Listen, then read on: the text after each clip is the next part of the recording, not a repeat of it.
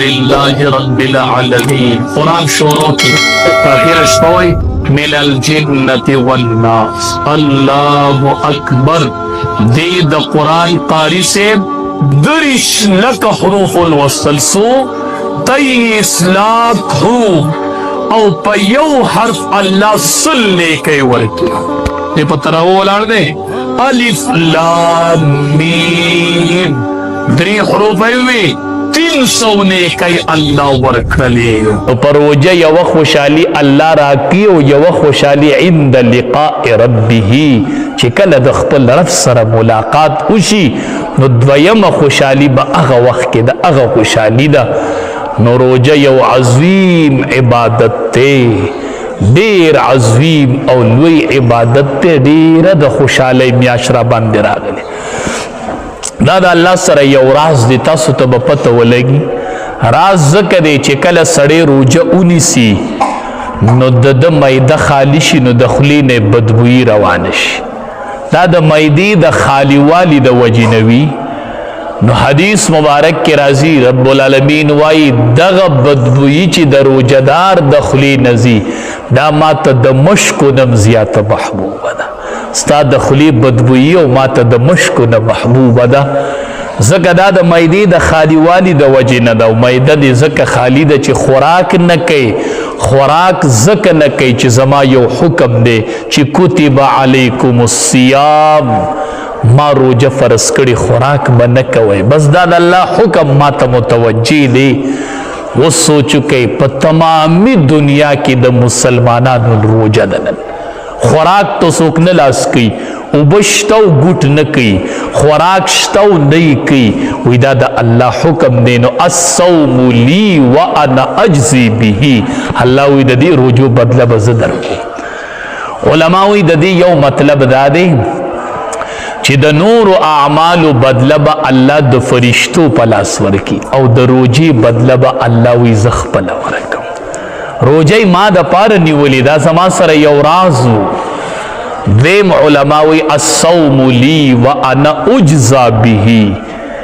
یو روایت دیسی دی نو دا دی مادنا بیا دادا چه روجه ما دا پار دا دا روجی بدل زیما دا روجی بدل زما ذات دی زب اخپل ذات درکم دا روجی بدل کی نئے خوشحال روجتیانو اللہ وی مال روجه نیسی وانا اجزا به او د روجی بدله زما ذات ته څه مطلب دا دی چې ته ما د پاره روجه ونیسه او د روجی په بدله کې به درله زه خپل دیدار درکم زه به دیدار درکم کنه ما به وویني په جنت کې د دې روجی په بدله کې دا معمولی خبره نه ده دا روجه زمونږ ده په دې به د الله زیارت میلو شي چې صرف د خوراک نه روجه ده او د څښاک نه روجه ده په دې روجه خو الله نه میلاوي په دې روجه د الله زیارت نه میلاویږي د الله ملاقات نه میلاویږي چې صرف د خوراک نه روجه ده او د څښاک نه روجه ده د سترګو روجه نشته دی ټوله ورځ فیسبوک آن دی په موبایل بربند تصویران کاته دي نو د سترګو خو روجه نشته نو لاړه روجه ډال دی خو نبی علیہ السلام وی ما ته نه کوي ګوره دا ډال دی په دې د شیطان سره مقابله کیږي او خیال کوي ما ته نه کوي ګوره دا ماتیږي زمونږ نه دروغ ماتي غیبت ماتي په دې بیا تر شیطان مقابله نشي کولای نو د سترګو روجې لاړلې اوله خبره دا ده چې زمونږ د سترګو روجه شي د نن نه بس د نن نه پخوا به زه فیسبوک نه ګورم دا د فیسبوک میاشت نه ده دا د قرآن میاشتا جبریل امین براغه پر روجه کې د امام الانبیاء سره به د قرآن دور کو د قرآن دور به کو قرآن به لوستو څنګه دور به کو قرآن خو ولا پورا نازل شوی نو نو علماوی چې څومره به نازل شوی هغه به ور سره اړو یا دا چې نه صلا نازل شوی نو خو ټول قرآن به ور سره دور کو نه چا کم به نو نازل شوی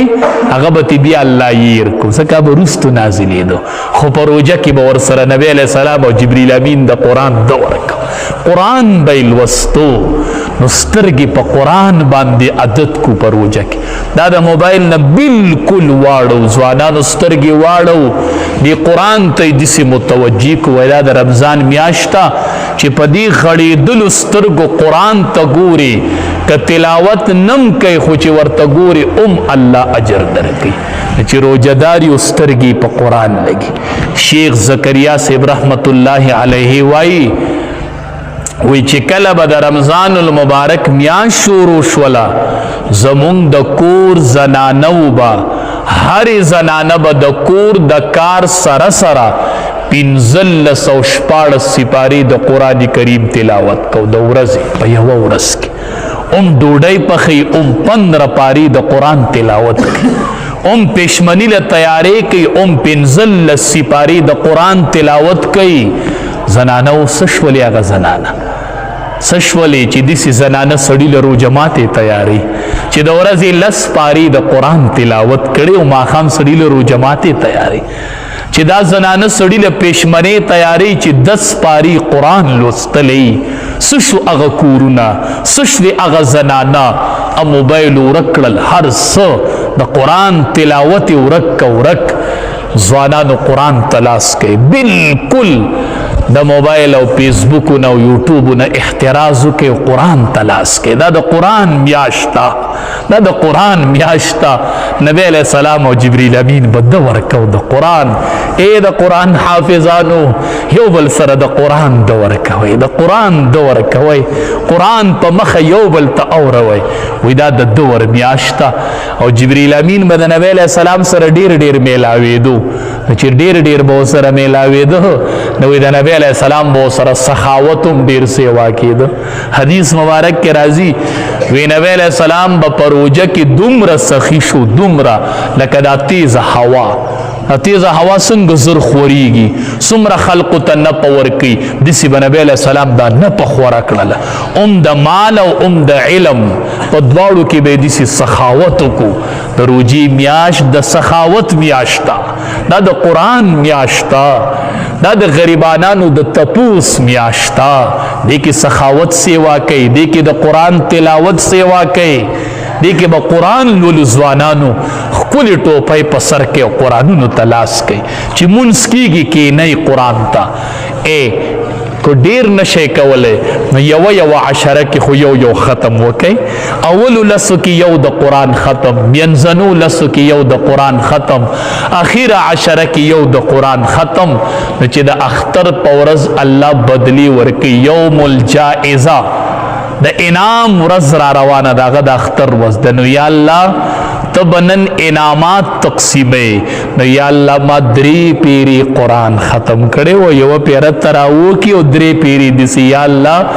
زه نن په تمه یم نو چې الله تعالی د قرآن د ختم اجر درکوي چې څومره اجر وي. نو مونږ وایو اسانه روژه ده څنګه اسانه ده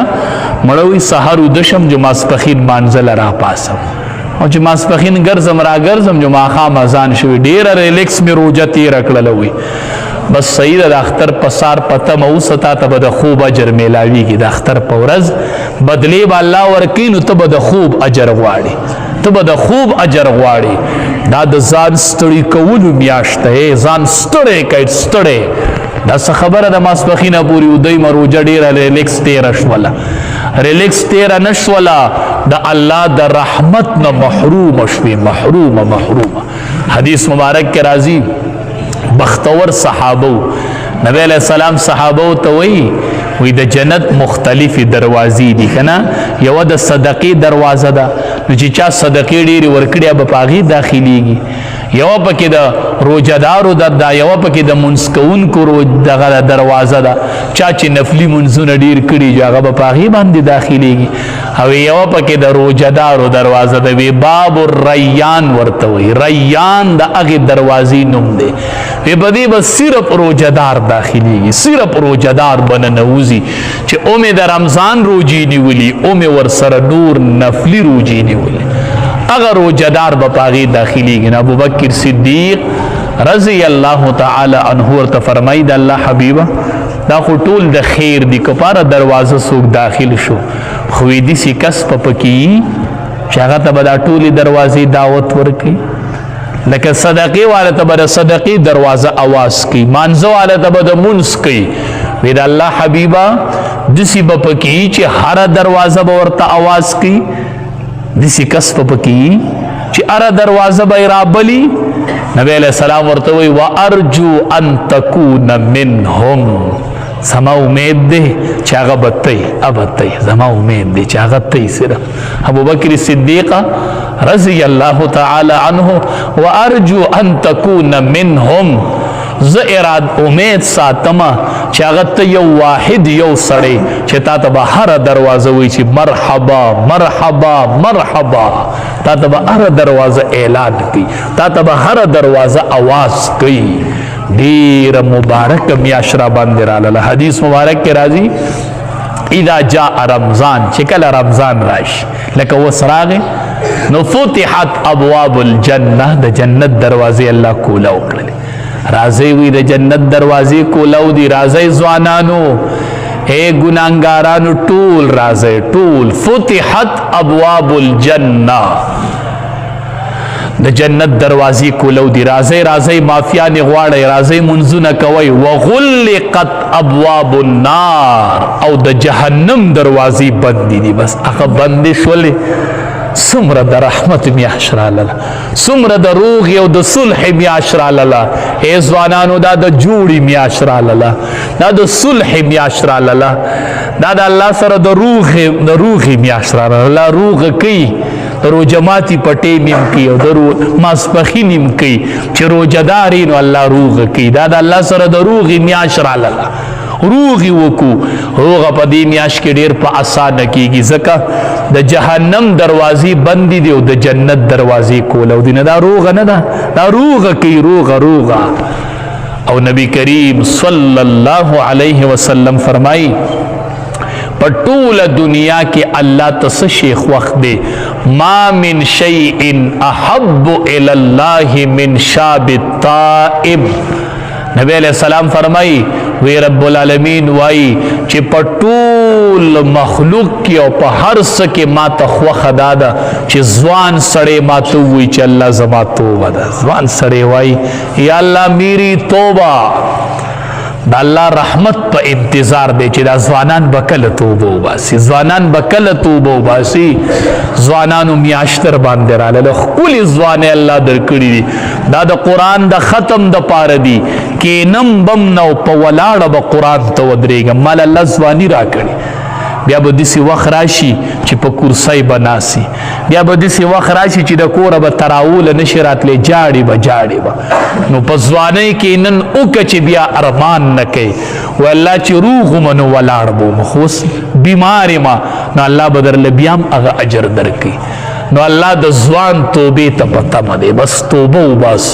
د رحمت میاشتا د مغفرت میاشتا او اول عشر شروع دا رحمت میاشت دا رحمتون راوریږي رب اغفر ورحم وانت خیر الراحمین دعاګانې غواړي درود شریف زیات وای اول عشر کې چې یو پیرا سوق درود شریف وای نو صلی الله علیه عشرا الله تبارک وتعالی په لس رحمتون راولېږي د یو درود په بدله کې لس رحمتون الله را لېږي نو چې ته زر پیری درود شریف وای نو سو رحمتون را لزر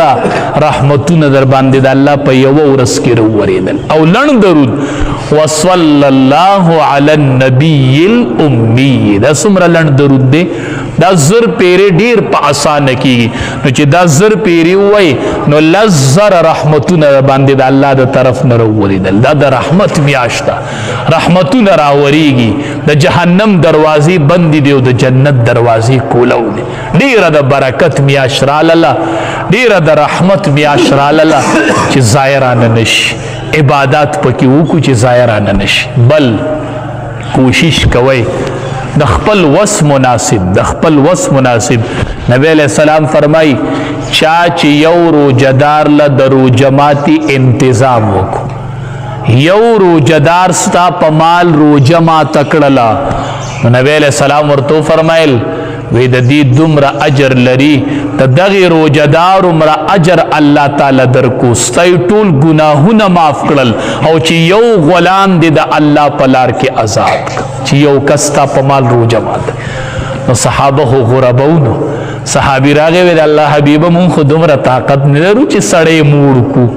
نبی علیہ السلام ورته دا په مړولو نه ده، دا په یوه کجوره باندې ده، دا په یوه نوڼۍ ډوډۍ باندې میلاویږي، خو چې ستا په مال څوک روژه ماته کړي نو کوشش کوئ خپلو مالونو کې لږه لږه برخه وکئ، لږه لږه برخه.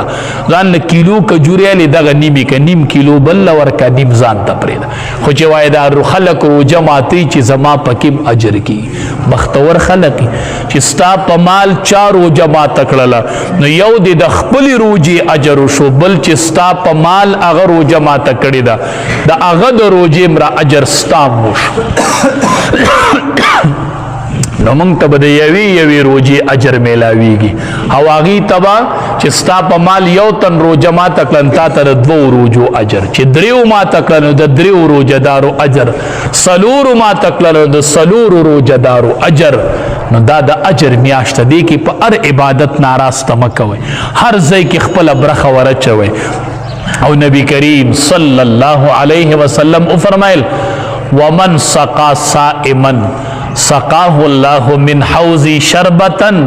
لا يظمأ حتى يدخل الجنه. نبی علیہ السلام فرمایل وی ومن سقا صائما چا چې په یو روژهدار باندې اوبه وڅکولې، په یو روژهدار د روژه ماتي په ټیم کې اوبه وڅکولې، د روژه ماتي انتظام یې ولو کو هغه راولګېد روژه یې ماته کړله. دا څومره اسانه خبره ده. یوه ډبه شربت چاله واله، یوه ډبه وله واله وای ماښام د الله د رضا دپاره چې روژه ماته یې په دې ماته وه، دا ما د ثواب په نیت اخیستې نور مې وس کېږي نه، دا یوه ډبه مې د وسه وه جدا مې واغستل، خو مهرباني وکړه زما په دې روژه ماته وه که نه. نو ومن سقا صائما، نبی علیہ السلام فرمایي چا چې په یو روژهدار باندې اوبه وڅکولې د روژه ماتي په ټیم کې،